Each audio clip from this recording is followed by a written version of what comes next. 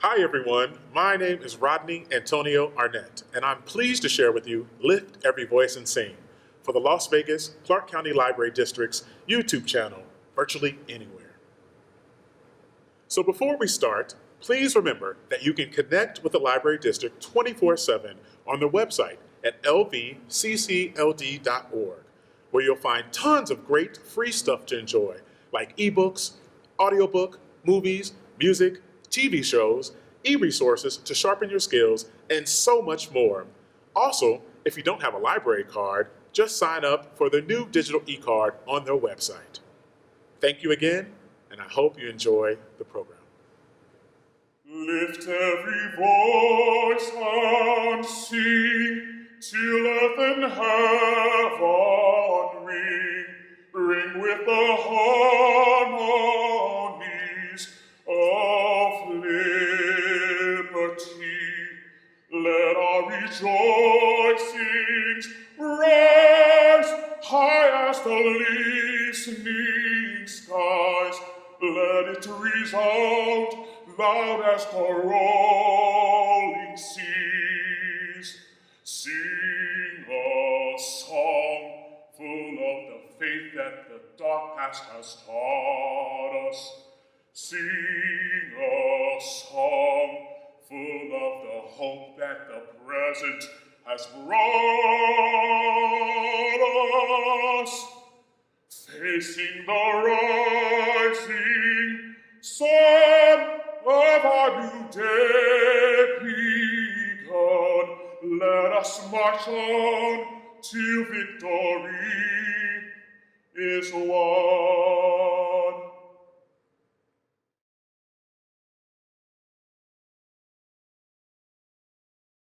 Grand Rising, Rodney. How are you doing this morning?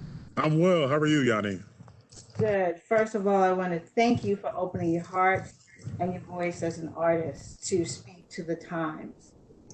And so I am very honored to have you here today sharing with Thank us. you. Thank you. Thank you for having me. I truly appreciate it, and I enjoy the partnership. Ashe. So tell me first, you've recorded something that you're sharing with the district. Who participated in that? So today it was an a cappella piece, just me. I recorded the first verse of Lift Every Voice and Sing. The song originally was a poem written Yes. by James Weldon Johnson, as you know, and then his brother wrote music to it. And so it's a wonderful song written by J. Rosamond Johnson. And now it's the Black National Anthem, and something that I've known since I was a child. So I thought it was important to continue the legacy of that song and perform it. What made you reach back to that particular song? It was originally a poem, which I danced to when I first started dancing. That was Yes. only for me. But what made you reach back to that? With everything that's happening in the world right now, the first thing I thought about was a song of freedom. And that song talks about freedom. It talks about hope, and I thought that would be a really important song to perform for Juneteenth. I actually went to do this song last year. Yeah. I think I told you I went to Africa. I had come back from this journey, and I wanted to perform that song somewhere, and I didn't know where. And so now that we've come back to that, I know the library was the perfect place to do it. And now that you have virtual programming, I'm really excited to be able to do that. So the song has 3 verses, and today I performed one. Just going back because it piques my interest. What made you travel back to the motherland, and where did you go to in Africa? What country did you visit? Yes, so it was for a milestone birthday, actually. And initially, I wanted to go to South Africa. I had friends that had randomly moved to South Africa within of each other. And so I figured that's the place I'll go to visit. Well, 3 months after that, they all moved back within a month. And so I planned on going to the motherland. And so I started researching, and there was an organization that was going to Senegal. And I had no idea, I didn't want to go to Senegal. It wasn't on my radar, and I find it interesting. But I wanted to have an experience that involved history, culture, and a little bit of luxury for my birthday. And so I started researching Senegal, and it had everything that I wanted. And so I found that was the place to be. And this company was going a birthday, which is Memorial Day weekend. And so I told a friend that I was going, who was a teacher here in the county school district, and she said, I want to go. And so we booked it actually on MLK Day of last year. And I forgot all about the trip for about 3 months. I was just working. And I woke up at the beginning of April and I said, oh, I need a flight. And, and so I get there, and the trip was a life-changing experience. It truly was. So it made your art more purposeful? Sometimes that's a good question. It fulfills our individual purpose, but there's a greater purpose to it. So that trip, that new experience, new eyes on something, made your work and your contribution more meaningful or more usable? It did, you know. So when I arrived to the continent, I didn't know what to expect. And the driver took me to my hotel, which happened to be on the beach. And while we were driving on the beach, it was packed with people. I went during Ramadan, so it was actually an interesting experience. The country is 95% Muslim. And so in the evening, everybody was out at the beach. They're very fit people, all very slender. And so I was like, so is this a part? Like, is this a festival? What am I experiencing? The driver said that this is just everybody out at midnight, 1 o'clock in the morning, being fit and being social. And so once we get there and I meet with my group, I find out that the first president, after he was elected for the country of Senegal, was not Muslim, and he was a poet. And so I started looking around, and there's art and poetry throughout the whole country. Something that I just hadn't experienced. Black art too, African art and poetry everywhere. And so after being there for a week, when I came back, I realized that as an artist, I really need to start, working again and performing again. And I got truly inspired to sing. I see. So in that respect, I can see how having new eyes on something, not just hearing about something, not just reading about something, or taking it from what you've been taught, a lot of the truth comes from actually seeing with your own eyes and with your own heart to shape an opinion about something that will constantly change, but shape what the real is. And so I would look at your request to share this with us is another chance to reach back for something that was with you from a child, something that you knew, something that was a tradition that was done, but then now you can apply your art to it and you can give it voice here and now that is relevant to a whole new group of people who are using their power, using their voice, and taking the opportunity to stand for something without the distractions. And you and I have talked about this, about the distraction of all of the normalcies that distract us from connecting. Absolutely. Connecting to humanity, and really at that point using our energy, because we don't have all of the distractions, using our energy as a voice to right wrongs or to stand up to injustice. So it's really poignant. It encourages all of us to be the very best of what we can be in this moment. It causes us to critique ourselves. That's very true. To open up to new understandings, to be more willing to listen, and to You're starting to break up too, by the way. I just didn't want to break this. Am I breaking up? Yes. Oh, okay. Let me move a little closer. I think that it gives us a cause to really use the best of ourselves and what we've been given to recognize truth and to assist others in the struggle. We're struggling to be better. And let's hope we're struggling to stand.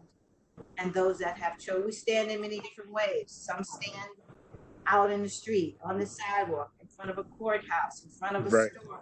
And some of us take stands in other ways, spiritual stands. Yes. I mean, we're standing for those who couldn't stand in the ways that we can. And so all of that is honored. Um, can you give me a little something? What you do? What you do? Can you give me a little spoken word, a little something about Lift Every Voice? Because that is, when you talk about the verses in Lift Every Voice, we know the tradition of the first verse is very hopeful and very promising. Mm-hmm. The second and the third verse, they are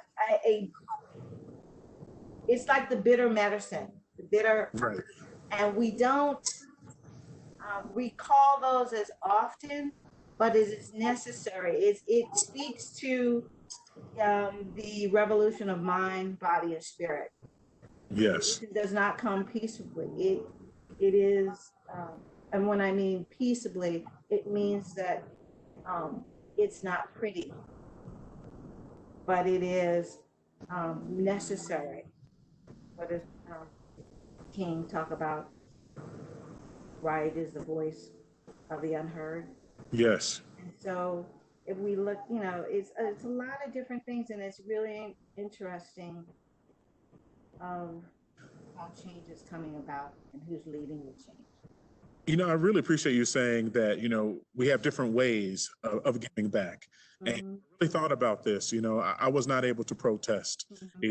However, I did want to put something out there in a way that I would do it. Right. And that's why, we reached out to you, and I'm glad that you reached out back, because this is exactly what I would want to put out there. Yeah. Also, in the concert that we had in February, I was surprised at how many young people, and I'm still in that world of millennials, but people a little bit younger than me that didn't know most of the songs that we sang. Yeah. They came up to us afterwards and say, "Wow, this is great. Why do more people not know about this music?" I'm like, well, a lot of us do, But it's important to preserve history and art, and then perform it. And so our young people, all young people, have knowledge of this art. And really, it's American art. I tell people all the time, spirituals are an American art form. It's created on American soil, and and it should be appreciated. It's that bridge. And the thing is, if you don't know the bridge, how can you move forward? The bridge to be able to cross over, to endure as an African people, our strength came from the inner to the outer, from the inner state to the outer physical state. And the physical state is that hearing what we hear and what we resonate, so that we can endure. A people can endure. All people can endure. Right. If we look at that, the strength of all nations, of all colors, because we're just a range of hues of colors. Absolutely. But we have to have, we're so distracted in making it, meaning making it day by day, all of the responsibilities of the day by day takes away, it disconnects us. And I really believe that it's like the paring down, the shedding of, so that you could really feel where we are right now. Yes. Day to day, where we are right now. If you don't have, it's unfortunate that it has to be the paring and the stripping away to get you to kind of see, to be open to seeing. But it is necessary. It follows the rules of nature. You know what I mean? To make something stronger, things must be stripped away, so that the energy can be shifted upward. To grow more, you must strip away. So it's so much of a reflection of who we are, the best of ourselves. And so I thought about, am I prepared to speak? And it's just like, Spirit said, in the moment. Right. Not planned. Don't know what I'm going to say, but I'm going to speak from what I have been blessed to call upon in the moment. And I know that you were too. So I could say, yeah, you can do anything you want, because I kind of know I'm going to trust, I'm not going to shape what you do. Right. We're going to dialogue about it. I may say something that kind of piques something in you. Yeah, I have the freedom to, I wanted you to know freedom to, I appreciate that, and just so you know, I would love to come back and do all three verses, and I have a different vision and a different plan on how I'd like to execute that as well. And so we'll talk about that, but I would love to continue, this journey. And it is a continuum of learning. As human, how can we be not just better for the world, but better for it? Because it brings a certain amount of peace. It does. It brings a certain amount of peace in a time of real concern and trouble, to be able to do something that speaks to a higher calling. I had my support team ask me things about recalling things you've done for social justice, and what have you done. And I was really, the people around me who get like you, other programming partners and facilitators have always given. And I thought, wow, we have done a lot, even in a time where we are recalling and making everyone around us mindful of the struggle that continues for all of us. And we've been doing that, not in the light. And so when it's called to, we need to identify what we have been doing in terms of social injustice. And it wasn't just because, well, we're in the historic community, so we should be doing that kind of program. Right. It's like, this is not about me. People like you are coming to me saying, I want to do this and I want to do that. And I was like, we've been ahead of the curve for a long time. I mean, us, Franklin G, he brought Yusef Salam here. Who knew that, 4 or 5 years later, Ava DuVernay would do When They See Us? Or when they Right. Yep. And then you realize we had this person standing when it wasn't, when he was exonerated, but it still wasn't, there wasn't an understanding or a clearer understanding. There's much more to understand, but another light was shown on what transpired. And we had this very person in our community. It's like having, what's it, Colin Kaepernick? Yes, Colin Kaepernick. Colin Kaepernick. I was watching, there was a graduation ceremony. No, not a it was a celebration at Harvard last year for him with Cornel West speaking. Yes. Mm-hmm. And it was as if that was being celebrated, his stand and what that stand meant. It was as if it was taking place now, today. Right. It took place before the world had an ear to understand to really understand what it was saying. Before it was celebrated, before it was clamored to, you know what I mean? That there were people who saw directly what it was and were celebrating him. And I didn't hear about it. I was like, this happened a year ago at Harvard? And I didn't, I did. Did you hear? I did. Yes. It was so impressive, and it was like, it wasn't in the mainstream to me. I didn't know. Maybe I'm not in the mainstream. Maybe I don't think it was in the mainstream, but I did hear about it. Yes. I'm like, it was as if that was today, realizing what that move actually meant, what his stance meant. It was, and to know that had taken place in the past, but that is kind of like a testament to many great stands have been taken and great explanations and communication about what was actually transpiring dismissed. And we look at it now like, did that fall on deaf ears? Was it that clear then that now we get, now it's like the world is seeing what, and I can, just think about, well, the world always celebrates those that take stands when they're no longer a threat. Then they become the heroes. And then I thought about Muhammad Ali, and I'm like, he lost an entire, we knew that, but we didn't understand what it meant until it affected someone that was kind of more on your radar. but someone else had taken that stand before and suffered Mhm. the consequences of it. Yeah, Whenever there's a stand, there's a great sacrifice and consequence, and the that's consequence powerful. is not pleasant. Very powerful. So I don't want to talk too much, but when you talk about the youth, the only way, for youth not being aware of the spiritual is because we need to have dialogue so that they can take that story and add their flavor, their time to it. It's the same story told I agree. over and over and over, but it's relative to the audience by the way that the person presenting the story tells the story. You know what I mean? To in their era, in the way that person communicates. And that's why I'm glad that we're able to do something here. I know that you have a massive audience of young people.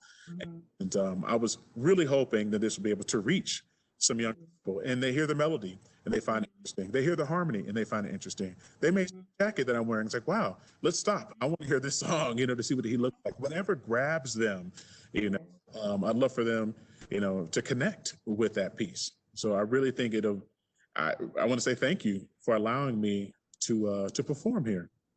Well, this is a two-way street. You couldn't do anything without you, without the public that wants to give out, that has a voice that they want to share in a positive way, in a moving way. Sometimes positive things don't seem positive, but they are positive because they Right.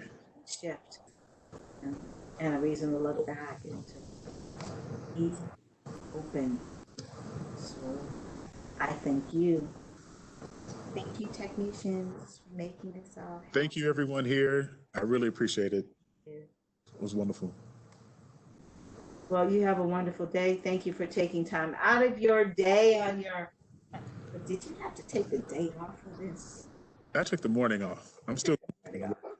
I have to get this check. I thank you. All right. Have a wonderful day. Okay, you too. Get Bye. carded. See my shirt. Get carded. Get carded. Thank you. Thank you so much. Take care.